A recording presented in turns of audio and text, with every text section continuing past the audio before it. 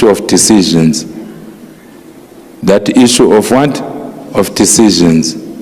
So far, I talked about a number of decisions that will be made by the powers that be. So the second important decision is imminent now. Hello guys, welcome back to my YouTube channel. If you're new here, please welcome. So you guys, today I'm back with the latest preface of Dr. NDLOVU, which is really specifying that there are only 2 last decisions which are left to be made in this country. So he's urging us as a nation, he's urging us as a country of Zimbabwe to pray for our country. He's urging us as intercessors, vanonzwa denga, vanhu vanooneswa vese, vanhu vanokwanisa kupinda muspiritual realm kuti vapinde vagone kunamatira nyika yedu yeZimbabwe. As he says that the other decision is about to be made and the last one ndo yasara iri critical. So he's saying that he now knows the decision that are about to be made. So he's just praying kuti this decision doesn't take a very certain. So let us just pray as a nation of Zimbabwe. So I want you guys to listen to Dr. NDLOVU, and then after you guys are done listening, we'll then do an analysis analyzing the whole preface. Issue of decisions. That issue of what? Of decisions. So far, I talked about a number of decisions that will be made by the powers that be. So the second important decision is imminent now in this country. So when the second decision is made, you will see tension increase. Tension is going to increase.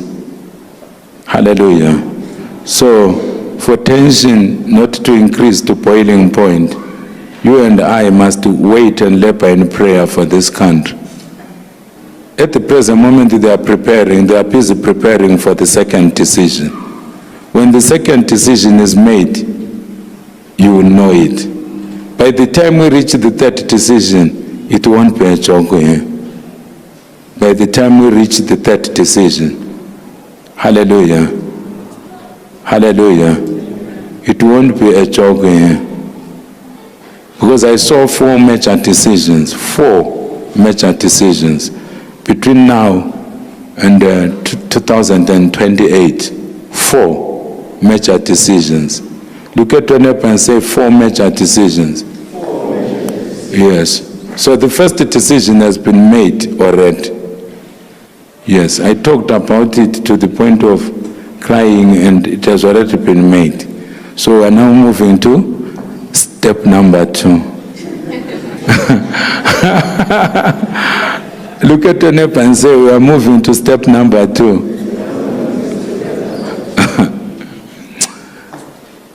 Hallelujah. I think a thing like a country, it requires revelation. And it requires revelation which is able to resist money. Hallelujah. Hallelujah. Because when you unbalance certain things in a country like this one, you end up destroying where you are standing. That's the challenge. So it was upon the advice of certain people that the eagle was crushed. Actually, it wasn't even crushed. It's busy hibernating. It is still very much around. Just take it from me. Still very, very much around. Very much alive. Just hidden somewhere. Look at your neighbor and say the eagle is just hidden somewhere. Yeah, but the eagle had also to experience that, so that it may learn that leadership is not a one-man thing. So those are lessons that God was teaching the eagle as well. All things work together for good, for those who love God and who are called according to his purpose. Hallelujah. You don't run a massive thing which involves people's lives. Like a Sangoma is running a shrine. It doesn't happen that way. It has to be by consensus. You can ask our leaders here. We do a general council meeting of this church, because how do you run something like this and then I'm backing instructions for my petrol, again the church will collapse. People will leave because they won't be knowing what they are doing. I have to sit with people who are in senior leadership. Sometimes we sit for nearly 3 hours or even 3 hours. There is a meeting that we're doing with our leadership in Nairobi, which lasted more than 3 hours on Zoom. More than 3 hours. It's not because I didn't know what to say or what to do, but people have to know where you are headed, and they must understand. You must give them free rein to talk. You must allow people to be themselves.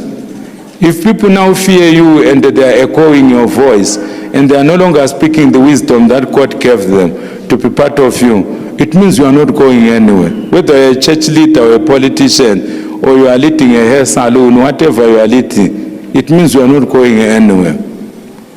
So God allowed the eagle to experience these calamities so that it would learn that leadership is by consensus.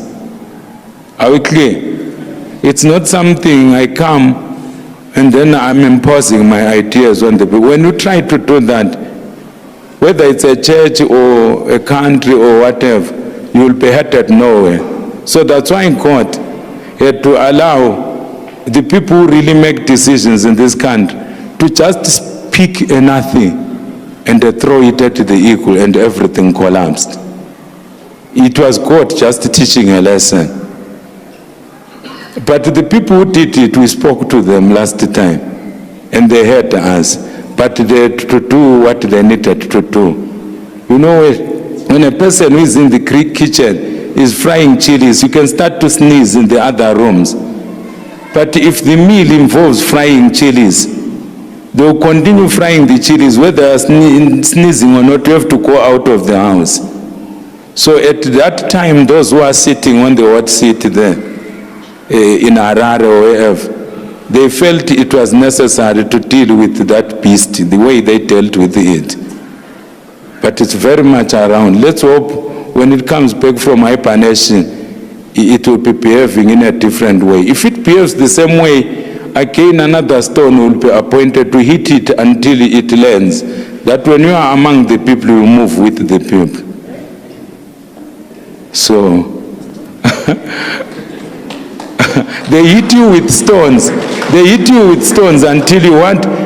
So this really shows that as a country we need to pray and pray harder so that these decisions that are being made do not destroy us as a nation, but they build us as a nation. So all the intercessors and all the people in Zimbabwe should pray to God so that he can intervene.